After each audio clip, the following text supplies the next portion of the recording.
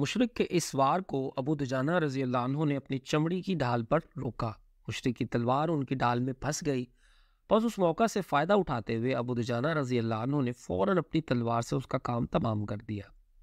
حضرت سعد بن وقاص رضی اللہ عنہ فرماتے ہیں کہ پھر ایک موقع پر میں نے ابو دجانہ رضی اللہ عنہ کو وہی تلوار ہند بنت عتبہ کو قتل کرنے کے لیے بلند کرتے دیکھا، لیکن پھر انہوں نے اس عورت کو قتل نہ کیا۔ اس بارے میں جب ان سے پوچھا گیا تو انہوں نے جواب دیا، میں نے مناسب نہ سمجھا کہ رسول اللہ صلی اللہ علیہ وآلہ وسلم کی تلوار سے ایک عورت کا قتل کروں، اس لیے اسے چھوڑ کر ہٹایا۔ حضرت حمزہ رضی اللہ عنہ بھی ان کی طرح انتہائی سرفروشی سے جنگ کر رہے تھے۔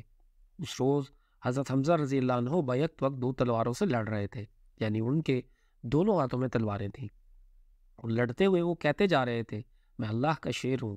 ایسے میں سوا بن عبد العزا ان کے سامنے آ گیا۔ انہوں نے اسے للکارا، پھر تیزی سے اس کی طرف بڑھے اور اس کے سر پر پہنچ کر تلوار کا وار کیا۔ سوا فوراً ہی ڈیر ہو گیا۔ حضرت حمزہ رضی اللہ عنہ اس روز اس قدر دلیری سے لڑے کہ ان کے ہاتھ سے 31 مشرک مارے گئے۔ سوا کو قتل کرنے کے بعد وہ اس کی زرہ اتارنے کے لیے جھکے۔ اس وقت حضرت وحشی کی نظر ان پر پڑی جو اس وقت مشرکین کے لشکر میں شامل تھے۔ جھکنے کی وجہ سے حضرت حمزہ رضی اللہ عنہ کی ذرا پیٹ پر سے سرک گئی۔ وحشی نے یہ واقعہ سناتے ہوئے فرمایا، میں نے فوراً نیزہ تاک کر مارا، وہ ان کے پیٹ میں لگا۔ میں ان کی طرف بڑھا، انہوں نے مجھے دیکھا اور شدید زخمی حالت کے باوجود انہوں نے اٹھ کر مجھ پر حملہ کرنے کی کوشش کی، لیکن پھر کمزوری کی وجہ سے گر گئے۔ کچھ دیر تک میں ایک طرف دبکا رہا۔ جب مجھے اطمینان ہو گیا کہ ان کی روح نکل چکی ہے، تب ان کے قریب گیا۔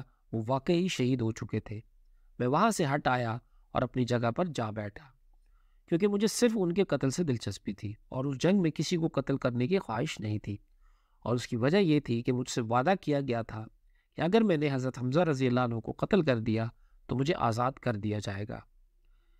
یہ وحشی حضرت جبیر بن مطعم رضی اللہ عنہ کے غلام تھے اور وہ اس وقت تک مسلمان نہیں ہوئے تھے۔ ادھر مشرکوں کے پرچم بردار جب ایک ایک کر کے ختم ہو گئے اور کوئی پرچم اٹھانے والا نہ رہا تو ان میں بددلی پھیل گئی۔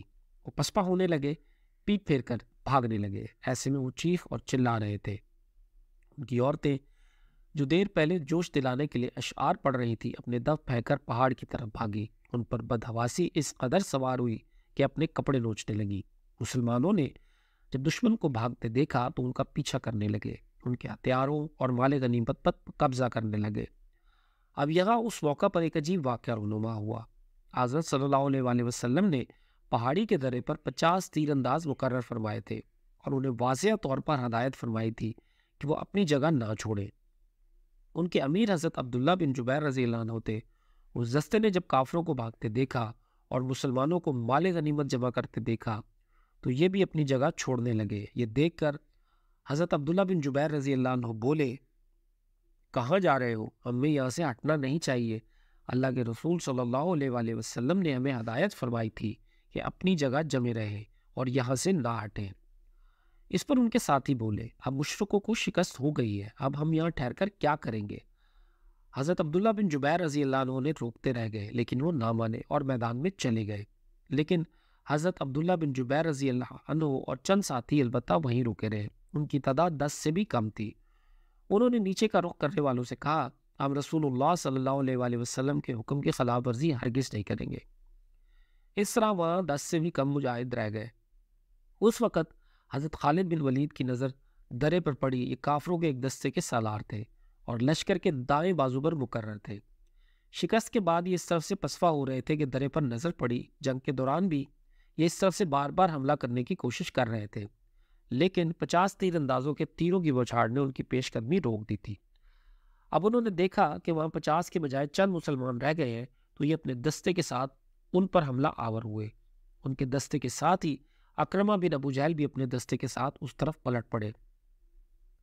اس طرح پورے دو دستوں نے ان چند مسلمانوں پر حملہ کر دیا۔ ان کا یہ حملہ اس قدر زبردست تھا کہ پہلے ہی حملے میں حضرت عبداللہ بن جبیر رضی اللہ عنہ اور ان کے ساتھی شہید ہو گئے۔ مشرکوں نے حضرت عبداللہ بن جبیر رضی اللہ عنہ کی لاش کا مسئلہ کیا، یعنی ان کے ناک، کان اور ہاتھ پیر کاٹ ڈالے۔ ان کے جسم پر اتنے نیزے لگے تھے کہ پورا جسم چھلنی ہو کر رہ گیا تھا، لیکن آفرین اس مرد مجاہد پر کہ وہ حضور صلی اللہ علیہ وآلہ وسلم کے حکم پر وہاں سے نہ ہٹے۔ اب ان دونوں دستوں نے اس درے کی طرف سے مسلمانوں کی پشت پر اچانک بہت زور کا حملہ کیا۔ مسلمان اس وقت مال غنیمت لوٹنے میں مصروف تھے۔ ان میں سے اکثر نے اپنی تلواریں نیام میں ڈال لی تھی۔ اس تابڑ توڑ حملے نے انہیں بدحواس کر دیا۔ کافر اس وقت پورے جوش کی حالت میں یا حبل یا عزا کے نعرے لگا رہے تھے، یعنی اپنے بتوں کے نام پکار رہے تھے۔ مسلمان اس حملے سے اس قدر بدحواس ہوئے کہ ادھر ادھر بھاگنے لگے۔ اس وقت تک انہوں نے جتنے کافروں کو قیدی بنا لیا تھا یا جتنا مال غنیمت لوٹ چکے تھے، وہ سب چھوڑ کر بھاگ کھڑے ہوئے۔ مشرکوں کا پرچم اس وقت زمین پر پڑا تھا۔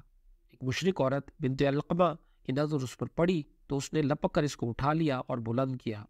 اب تک جو مشرک بھاگ رہے تھے وہ بھی اپنے پرچم کو بلند ہوتے دیکھ کر پلٹ پڑے۔ وہ جان گئے کہ جنگ کا پاسا پلٹ چکا ہے۔ اب سب دوڑ دوڑ کر اپنے پرچم کے گرد جمع ہونے لگے اور بدحواس مسلمانوں پر حملہ آور ہونے لگے۔ ایسے میں ایک مشرک ابن قمہ نے پکار کر کہا کہ محمد صلی اللہ علیہ وآلہ وسلم قتل کر دیے گئے ہیں، معاذ اللہ۔ اس خبر نے مسلمانوں کو اور زیادہ بدحواس کر دیا۔